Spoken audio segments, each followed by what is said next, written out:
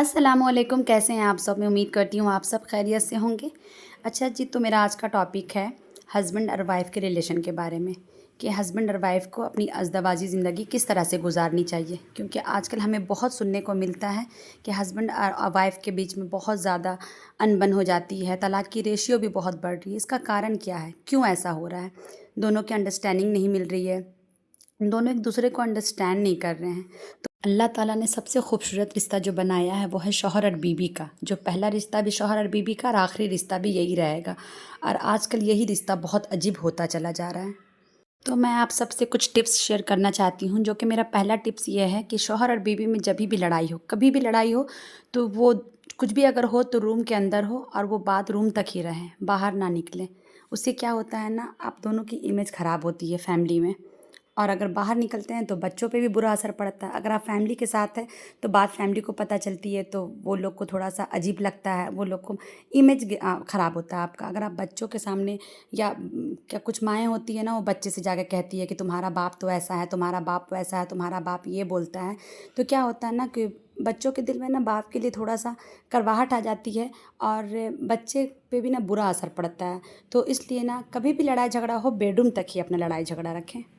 Next tip ये है कि अगर कभी भी आपका लड़ाई हो, आपके हस्बैंड अगर बोल रहे हैं, वो ज़्यादा गुस्सा है तो आप चुप हो जाएँ। अगर आपकी बीवी का भी ज़्यादा गुस्सा है तो हस्बैंड को चाहिए कि वो चुप हो जाएँ। तो इंशाल्लाह बात जल्दी ख़त्म हो जाएगी और लड़ाई की नौबत भी नहीं आएगी।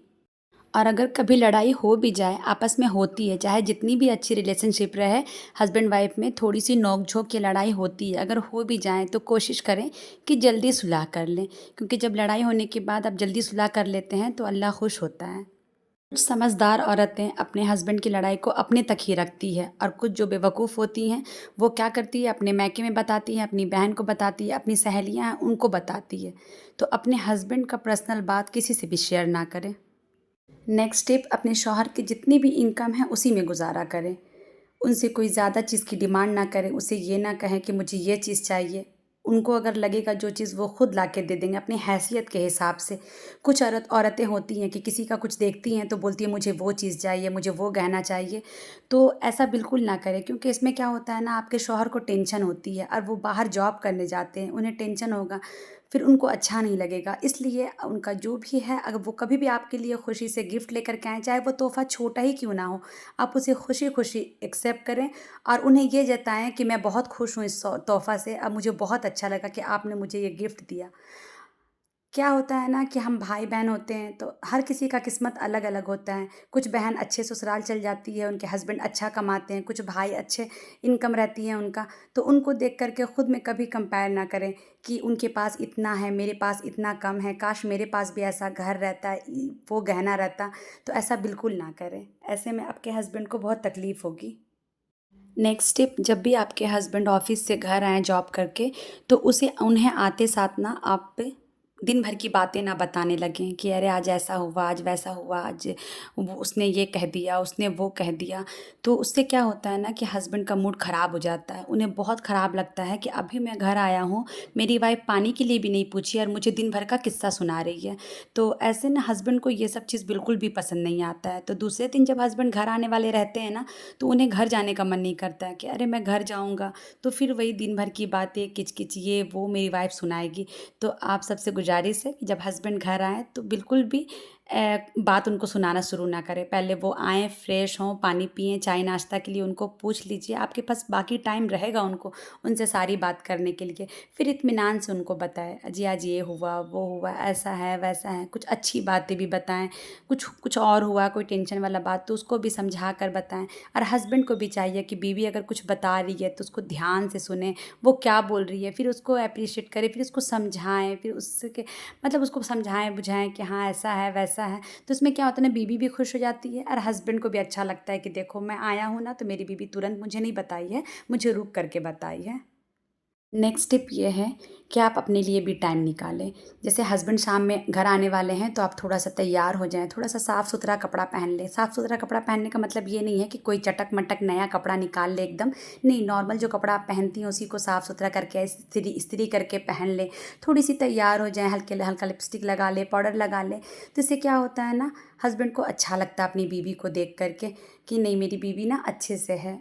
औरतों के पास ना टाइम नहीं होता, दिन भर बेचारी इतना काम करती है, इतना थक जाती है, बच्चे का काम, अपने बच्चों को सँभालती है, फैमिली को सँभालती है, शौहर के बहुत सारे काम होते हैं, इनमें उनका कोई कसूर नहीं है। लेकिन फिर भी मैं चाहती हूँ कि औरतों के पास इतना टाइम तो होना चाहिए, जब उनके हस्बैंड आने वाले हों, तो वो थोड़ा-सा तैयार हो जाएँ। इससे क्या होता है ना, हस्बैंड आपको देख कर के ना बहुत खुश हो जाते हैं। तो आप लोग ऐसा ज़रूर किया करें। बहुत सारी औरतें नहीं करती हैं कि नहीं, मेरी शादी को इतने साल हो गए, मैं क्या करूँगी, रहने दो। बट ऐसा नहीं है, शादी को जितना साल भी हो जाए, लेकिन आप अपने शौहर के लिए सजना-संवरना ना छोड़ें।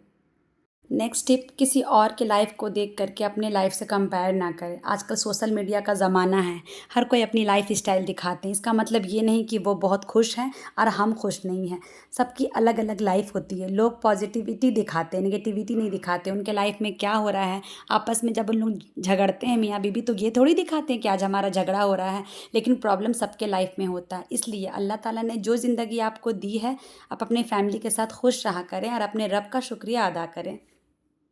नेक्स्ट टिप ये है कि कुछ बीवियाँ अपने शौहर से कहती हैं, मतलब बताते रहती हैं कि मेरी बहन बहुत खुश है, मेरी बहन का ससुराल बहुत अच्छा है, मेरी बहन के हस्बैंड बहुत अच्छे हैं, वो हमेशा उनको ये गिफ्ट ला कर के देते हैं, वो गिफ्ट ला कर देते हैं। तो ये सब बात अपने शौहर को ना बताया करें, इनसे उनको बहुत तकलीफ़ होती है।